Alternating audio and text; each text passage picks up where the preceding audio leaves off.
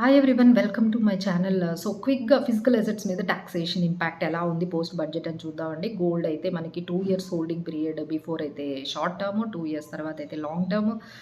So previous 2 years ఎవరైతే చేస్తారో దాన్ని షార్ట్ టర్మ్ మీద మనము 20% ట్యాక్స్ పే చేసేస్తే 2 ఇయర్స్ తర్వాత మీరు ఫిజికల్ గోల్డ్ మీద గెయిన్ ఏమైనా వస్తే దాని మీద మనం 12.5% ట్యాక్స్ అనేది పే చేయాలి. So that is about update on the gold, physical gold.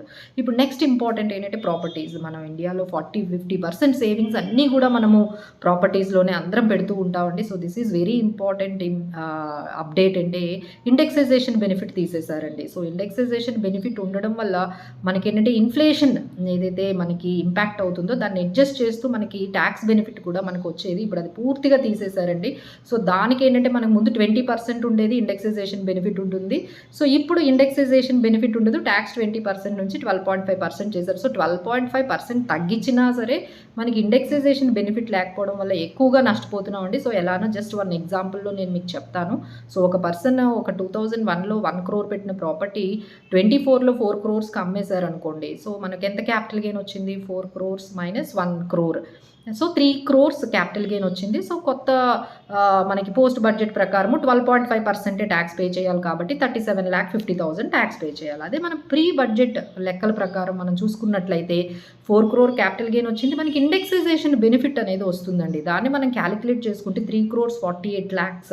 So మనకి క్యాపిటల్ గెయిన్ కేవలం 52 lakhs మీద పే చేస్తే సరిపోతుంది. సో 52 lakhs మీద 20% అంటే 10,40,000 రూపీస్ మీరు ఓల్డ్ అంటే ముందు మనకి ఎట్లా ఇండెక్సైజేషన్ బెనిఫిట్ ఉండి 20% ట్యాక్స్తో మనం పే చేస్తున్నామో దాని ప్రకారం లెక్కలు వేసుకున్నట్లయితే 10,40,000 మాత్రమే మనం పే చేసే వాళ్ళము. ఇప్పుడు ఇదే ప్రాపర్టీకి ఈ పోస్ట్ బడ్జెట్ తర్వాత ఈ కొత్త ఇంప్లికేషన్స్ అంటే ఇండెక్సైజేషన్ బెనిఫిట్ తీసేసి 12.5% ట్యాక్సెస్ వేయడం వల్ల మనకి ఆల్మోస్ట్ 37,50,000 పడుతుందండి. So the difference. ఓల్డ్లో అయితే మనం 10,40,000 కట్టేవాళ్ళం, ఇప్పుడైతే 37,50,000 కట్టాల్సి వస్తుంది.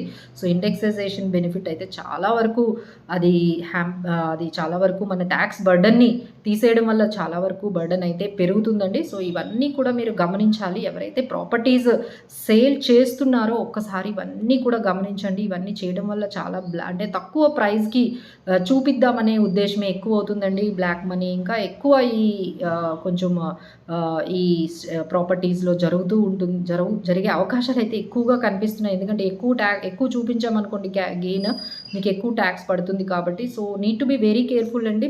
Meet some tax consultants, and for us also you can meet to take